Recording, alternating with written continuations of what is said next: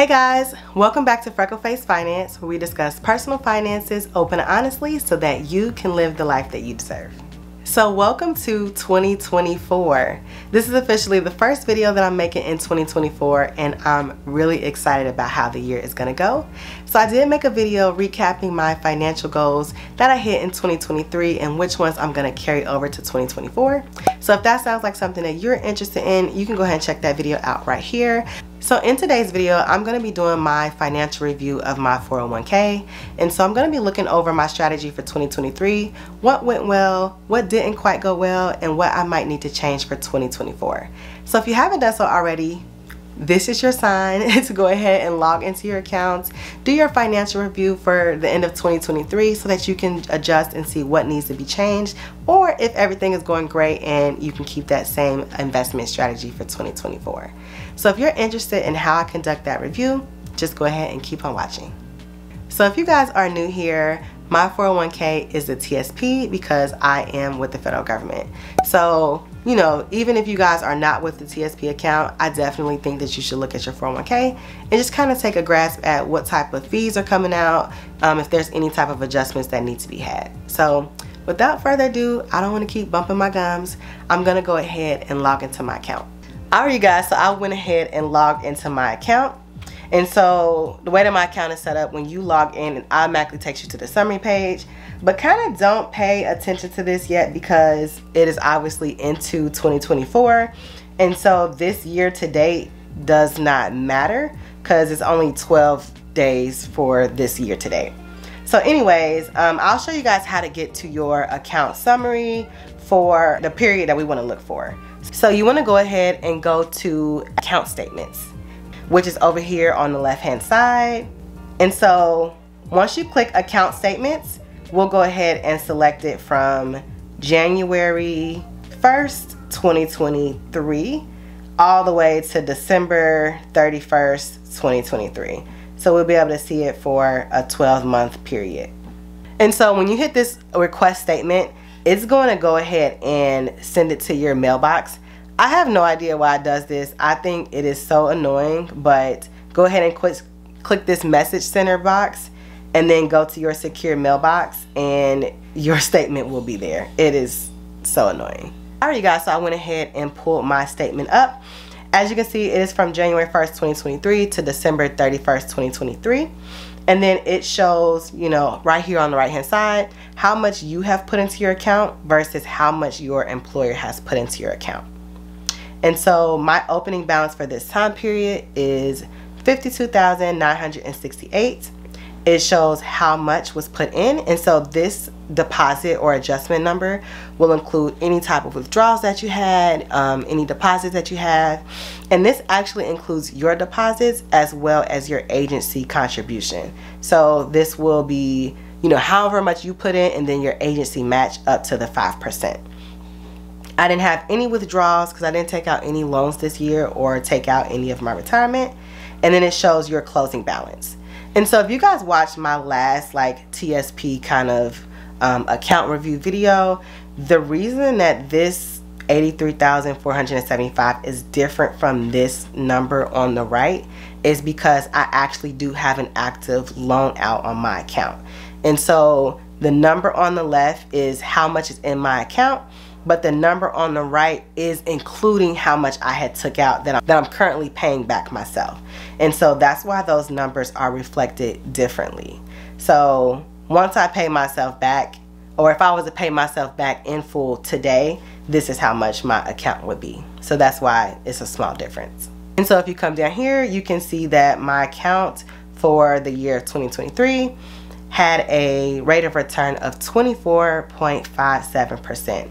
which is great. Like, the TSP did really well for me in 2023, and so I don't have any complaints when it comes to that. And so also too, if you come down here on the bottom, you can see that this is not including my loan balance. And so that's kind of what I was talking about with as far as why the number on the left is different from the number on the right. Alright, so let's go ahead and see how my account performed when it comes to particular funds. And so if you guys are interested in what my account is allocated in, or what are the different pieces that I'm invested in inside my TSP account.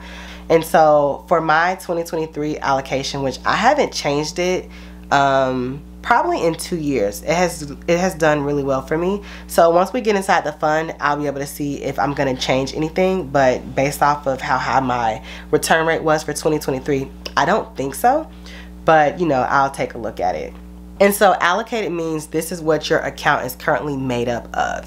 And so for my entire account, I have 55% invested in the C fund, 25% invested in the S fund, and then 20% invested in the I fund. Let's go ahead and scroll down so we can see how each fund performed in 2023. And so if we scroll down to account activity by fund, you can see that this includes all numbers and does not include percentages, which I feel like is doing a disservice to people because it requires you to do a lot of math. But there is a portion within the TSP account where you can actually see how the fund is performing without having to do all the math calculations yourself. So I'll go ahead and show you guys how to do that now. But yeah, this shows that like pretty much when you're in this section of your account on your account statement, you just want to see if there's any negative numbers. And so you can see that, you know, everything has, in this gain or loss section, everything has a positive number. And so you'll be able to tell if it has a negative number because it is going to sound silly. There'll be like a little minus sign in front of it, or it may be in parentheses. So that's how you can be able to tell if your account or that particular fund lost money or if it made money. And so because there are you know, no negative numbers, or there's no numbers in parentheses, all of these are positive numbers, which means each one of these funds gained this particular amount associated with it. So I'll go ahead and show you guys how you can see how the actual fund performed, because on your account statement it's not very clear and it would require some math. It's unnecessary. I wish that they would just include this on your account summary, but they don't. So I'll go ahead and show you how you can find out how your actual account performed. So we're going to go back to the TSP website and we're going to click this investments button. And so when you click the investments button, it's going to bring you to this page. And as you can see, it is currently in 2024. And so we want to see how it did in the last 12 months. And so go ahead, it's thinking. Okay, here we go. So your investment strategy, and then we'll do percentage. And so now we've switched the view to be January 1st to December 31st, and this is all in 2023.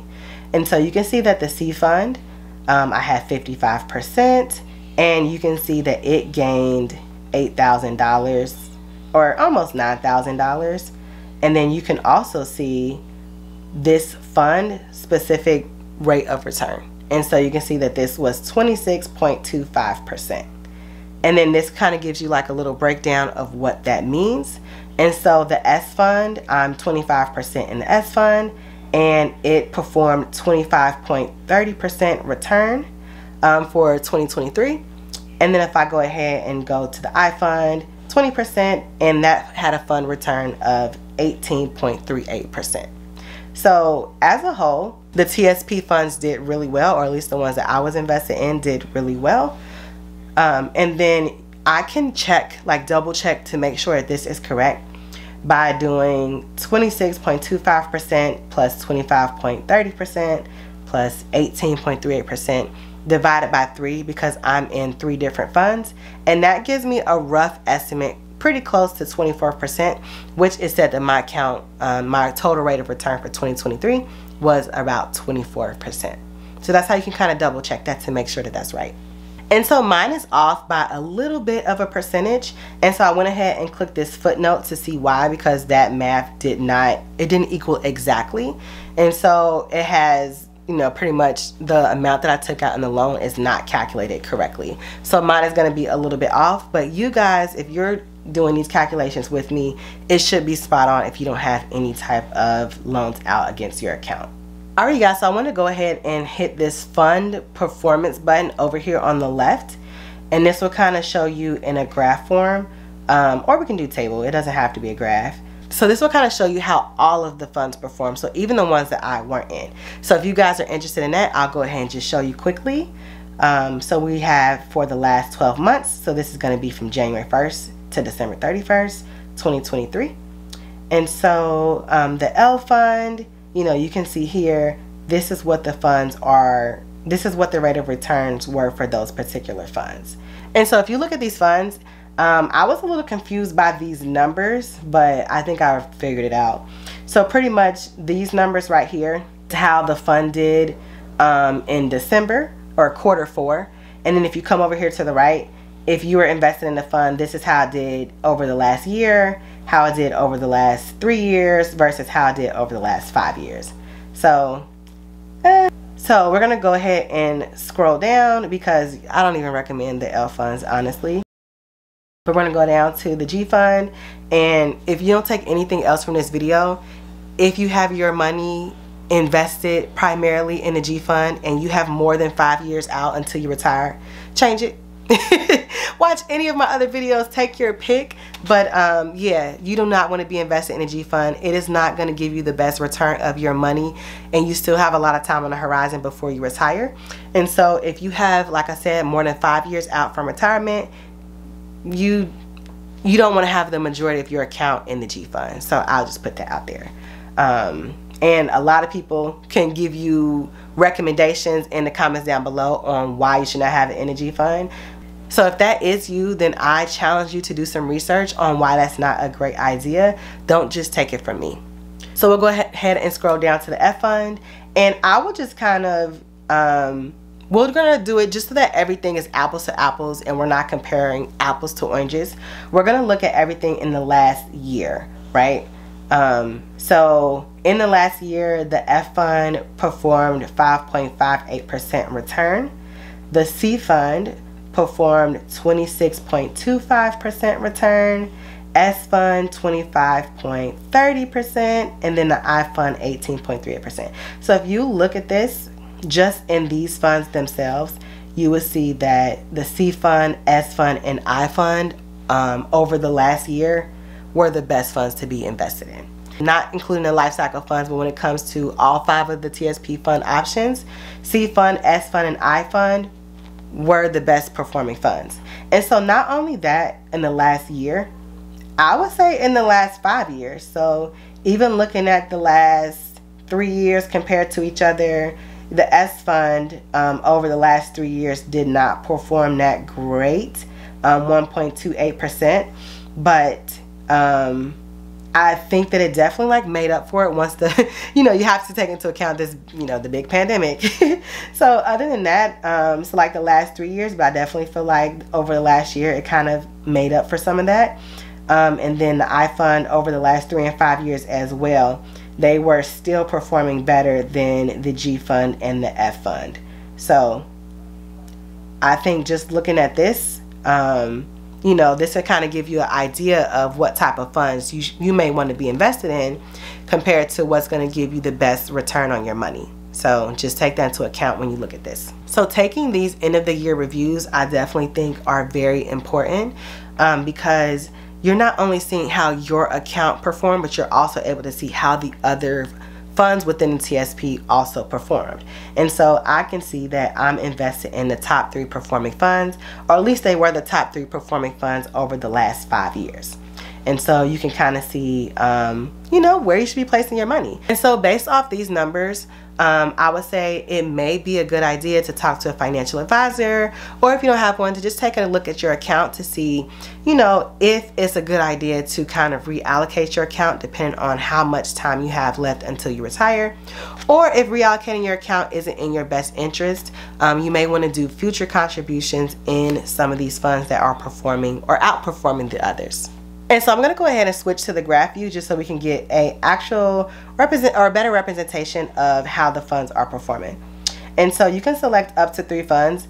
I'm going to select the G fund, which I, you know, have already told you guys, if you have more than 5 years from retirement, then you may want to reconsider putting your money into the G fund.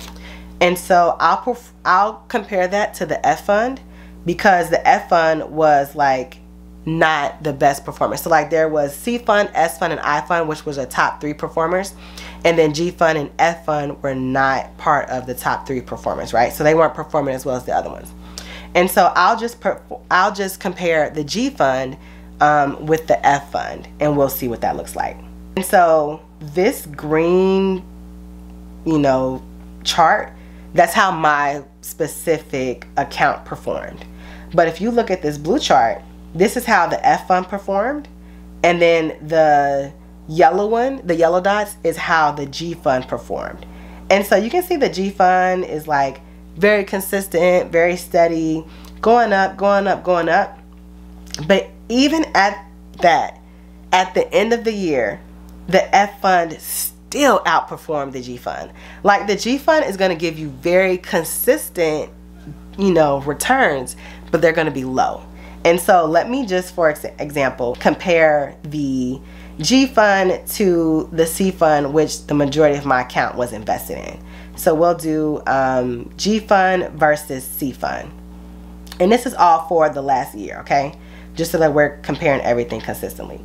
Here's the G fund, all the way down here, compared to how the C fund performed. Like, it's not even close. Now, yes, the C fund did go up, down, up, down, up, down, up, down, but look at how much of a difference it has performed compared to the G fund. Like, it's not even close. Not even close.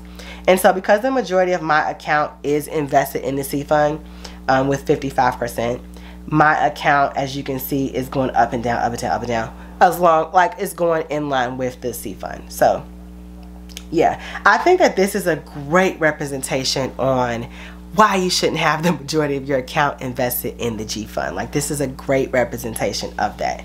It's not even close. Now, people may get scared because they feel like, you know, the economy is crazy and there's so much stuff going on, but it's not even close, you guys. So you're gonna definitely make more bang on your buck not being invested in the G fund, even if the economy is crazy, if gas is crazy. Like, y'all see how the economy is.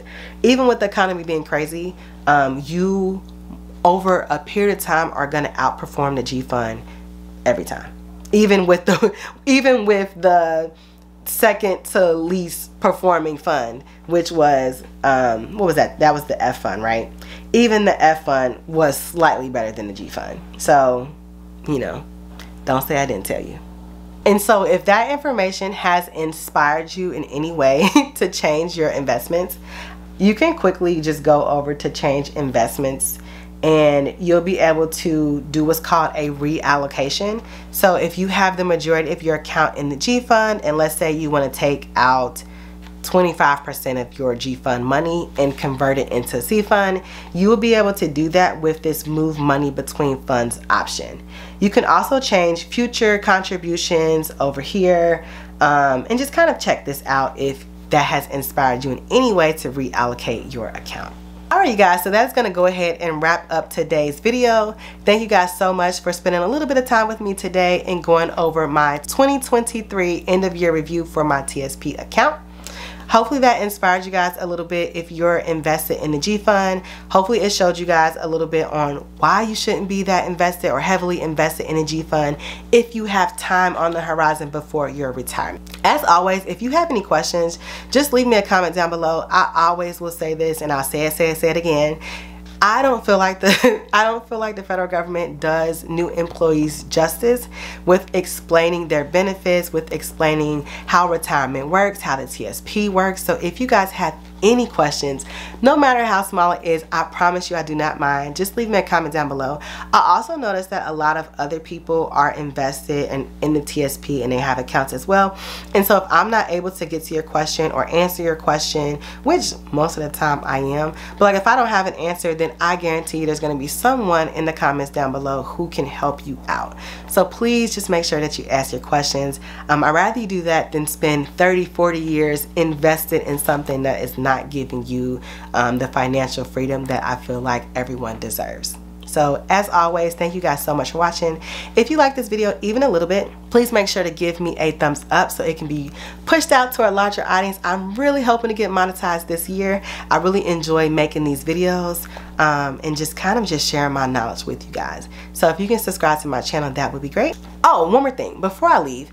I really want to make a video in helping new federal government employees kind of like get the information that wasn't provided to them. And so if you're watching this right now and you've been in the federal government for a few years, if you could do me a huge favor and just leave me a comment kind of detailing like, or your top questions that you had when you started, or things that you wish you knew when you started as a federal government employee. I would love to make a video like that just so that I can help you guys out. I know I've been talking to some of my colleagues on things that they wish that they were told when they started. And so if you guys can help me out and just leave me those questions that you have down below, I'll try to make a video just compiling that information, useful information to pass on to our young people. Or not necessarily young people, but just new employees in general. So anyways, I hope you guys enjoyed this, and I'll see you in my next one. Thanks. Bye.